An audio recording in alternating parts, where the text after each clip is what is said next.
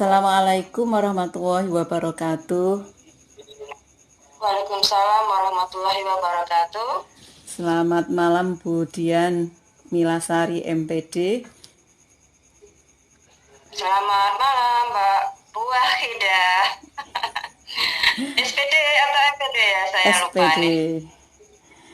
SPD nanti MPD nanti daftar insya Allah proses. Amin. Baik, Bu Dian Milasari ini Kepala SMA Negeri 1 Singorojo. SMA 1 Negeri SMA N1 Singorojo merupakan sekolah penggerak. Baik Bu Dian, saya langsung akan mengajukan pertanyaan. Pertanyaan yang pertama, selama ini bagaimana Bu Dian dapat mengidentifikasi kasus-kasus yang merupakan dilema etika atau bujukan moral? Iya, baik. Ini terkait dengan bagaimana mengidentifikasi kasus-kasus yang merupakan dilema etika atau bujukan moral. Bisa lebih khususnya yang dimaksud apa ini oleh Bu Wahidah? Dilema etika itu yang keduanya mengandung sama ya, benar keduanya benar itu, tetapi bertentangan. Kalau bujukan moral kan salah satunya salah begitu. Iya, baik. Ini standar kita sebagai manusia ya. Kita ini satu makhluk sosial. Berarti kita hidup di dalam norma-norma yang ada di masyarakat.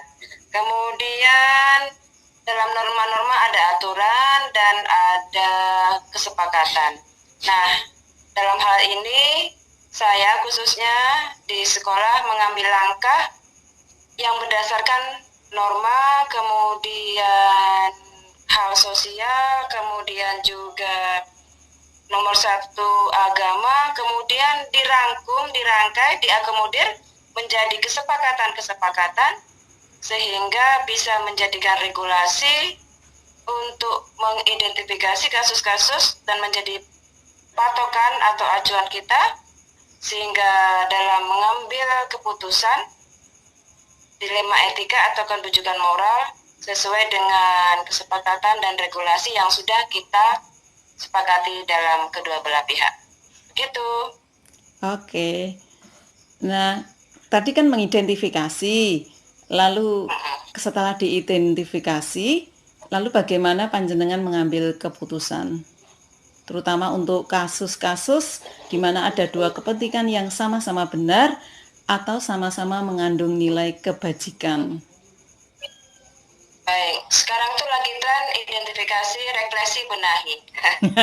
Jadi diidentifikasi berarti one by one, step by step, langkah-langkahnya harus kita sesuaikan dengan kondisi yang ada. Objektivitas masalahnya bagaimana? Sehingga subjektivitas tidak terlalu tinggi dilibatkan. Itu yang sejauh ini saya lakukan. Ada lagi lebih spesifik tadi bagaimana mengidentifikasi? Yang pertama mengidentifikasi, yang kedua bagaimana Anda menjalankan pengambilan keputusan. Yaitu tadi, kembali ke kesepakatan, identifikasinya kita lihat step by step, permasalahannya bagaimana, libatkan pihak-pihak terkait yang di dalamnya bisa kita ajak rembuk untuk musyawarah, sehingga tidak lepas dan jauh dari regulasi dalam mengambil langkah atau keputusan. Gitu. Oke. Kemudian pertanyaan yang ketiga, langkah-langkah atau prosedur seperti apa yang biasa Bu Dian lakukan selama ini? Baik, saya sudah menyampaikan tadi, tentu saja di dalam hal ini langkah-langkahnya letakkan sesuatu itu, dilema itu, norma itu, bujukan moral dan sebagainya berdasarkan kondisi objektivitas yang ada, sehingga tidak jauh, subjektivitasnya tidak terlalu dilibatkan lebih dalam. Itu yang pertama. Kemudian yang kedua, lihat kesepakatan yang sudah kita akomodir. Kesepakatan apa? Tadi berdasarkan norma agama, norma sosial, regulasi di sekolah. Sehingga begitu ending akhirnya ketika diidentifikasi, direfleksikan, ditelaah, kemudian benahi langkahnya itu tepat dengan bias kesalahan yang tentu saja kita bisa minimalisir dan bisa mengakomodir segala kepentingan. Begitu. Oke, luar biasa Bu Dian. Kemudian pertanyaan yang keempat. Pertanyaan yang keempat. Kemudian hal-hal apa saja yang selama ini dianggap efektif dalam pengambilan keputusan pada kasus-kasus dilema etika yang dianggap efektif? Ya, yang efektif ya. Satu kata kunci itu tadi. Kesepakatan apa yang kita ambil dan tidak jauh dari regulasi. Oke. Kata kunci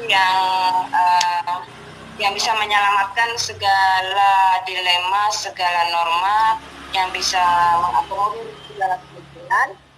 Saya ulangi, satu, kesepakatan apa yang kita ambil dan regulasi apa yang ada dalam mengambil keputusan tersebut. Begitu. Oke. Kemudian hal-hal apa yang selama ini menjadi tantangan dalam pengambilan keputusan pada kasus dilema etika? Yang menjadi tantangan, Bu Dian? Tantangan ya, kita ini makhluk sosial, makhluk terbatas sebagai manusia. Kadang hal-hal yang sifatnya emosional ini sangat mempengaruhi dalam mengambil langkah. Menjadi tantangan tersendiri, apakah saya sudah mengambil langkah yang tidak menyakiti orang lain? Apakah saya sudah mengambil langkah yang itu bisa mengakomodir segala banyak kepentingan? Dan kemudian yang terakhir, apakah keputusan yang saya ambil ini sudah sesuai dengan kesepakatan dan regulasi? Nah, ini yang menjadi tantangan tersendiri di dalam batin pikiran, sehingga kadang-kadang itu menimbulkan kita berpikir lagi dan lagi. Itu yang saya rasakan selama ini. Lalu pertanyaan berikutnya, apakah Bu Dian memiliki sebuah jadwal atau tata kala dalam sebuah penyelesaian kasus dilema etika? Apakah langsung menyelesaikan di tempat atau memiliki sebuah jadwal penyelesaian, bentuk atau prosedur seperti apa yang dijalankan Bu Dian selama ini? Baik, untuk nomor 6 berarti kita punya jadwal begitu ya? Apakah penyelesaiannya langsung di tempat atau berdasarkan jadwal atau langsung diselesaikan di tempat? Sebaiknya kita ini bagian dari sistematika kerjasama organisasi. Berarti organisasi adalah sekumpulan makhluk, sekumpulan orang-orang yang terorganisir. Sehingga tentu saja kita harus punya jadwal, punya langkah-langkah yang sudah menjadi kesepakatan. Misalnya kalau ada masalah di guru mapel, lakukan sesuai guru mapel berjenjang. Kemudian dijadwal lagi, nggak bisa diselesaikan di level wali kelas. Ini contoh ya. Kemudian di wali kelas tidak bisa, ke BK, SMP 2K, sampai akhirnya misalnya sampai ke sidang kasus. Sehingga langkah-langkah itu ketika menangani anak, ketika ada permasalahan dengan orang tua, ketika berhadapan dengan masyarakat, organisasi, step by step itu kita penuhi prosedur dan langkahnya. Kalau terkait dengan layanan kepada masyarakat, berarti melewati prosedur mana dulu? Pintu gerbang, satpam, PU, mengajukan surat, baru ke kepala sekolah dan dirembuk. Sehingga benar, setiap dalam mengambil langkah-langkah atau penyelesaian kasus, satu, optimalkan langkah jadwal yang sudah sesuai kita sepakati. Bagaimana apabila terdesak? Nah, ini berarti kondisional, berarti urgent. Baru diambil pada saat itu yang tentu saja tidak merugikan banyak pihak. Demikian, terima kasih. Pertanyaan berikutnya yang nomor 7. Adakah seseorang atau faktor-faktor apa yang selama ini mempermudah atau membantu Bu Dian dalam pengambilan keputusan dalam kasus-kasus dilema etika? Baik, ini kalau saya cermati lagi, berarti faktor-faktor apa yang selama ini mempermudah ya? Ya. Atau membantu. Membantu, tentu saja saya tadi sudah sampaikan, Satu, kita makhluk Tuhan. Dua, makhluk sosial. Tiga, hidup di masyarakat. Empat, tinggal di sekolah. Dan yang terakhir, kita ada regulasi. Sehingga faktor-faktor ini semua sangat mempengaruhi saya, khususnya dalam mengambil langkah.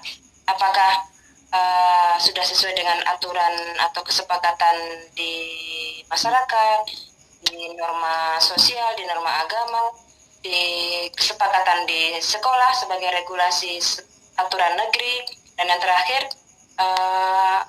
faktor-faktor ini tidak terlalu banyak kepentingan, artinya ini mengakomodir, sehingga tentu saja saya butuh faktor satu, tim kerja, dua, rangkaian atau sistematika kerja yang disepakati, sehingga akhirnya endingnya berakhir indah dan cantik. Itu harapannya. Wow, luar biasa. Happy ending. Baik, yang Happy terakhir ending, Bu Dian. Tapi nggak mesti itu. Kadang-kadang pasti ada hambatan lain-lain. Artinya secara teori kita inginnya A, B, C, D. Faktor-faktor kita ajak bicara. Tapi yang namanya kehidupan ada saja jatuh bangun. Kayaknya gitu ya. Iya, keputusan itu tidak selalu memuaskan semua pihak itu. Tapi paling Ya, tidak betul. mendekati keadilan begitu ya Bu Dian. Baik, yang terakhir Bu Dian, dari semua yang sudah disampaikan Bu Dian, pembelajaran apa yang dapat Bu Dian petik dari pengalaman mengambil keputusan dilema etika? Pembelajaran yang dapat dipetik. Pembelajaran yang dapat dipetik adalah bahwasanya saya dalam insan manusia dan dalam keterbatasan, satu, secara pribadi libatkan Allah dalam mengambil keputusan. Dua, libatkan tim kerja. Dalam hal ini tentu saja ada orang-orang lain yang saya hargai sumbang saran dan masukannya. Tanpa mereka saya tidak bisa apa-apa.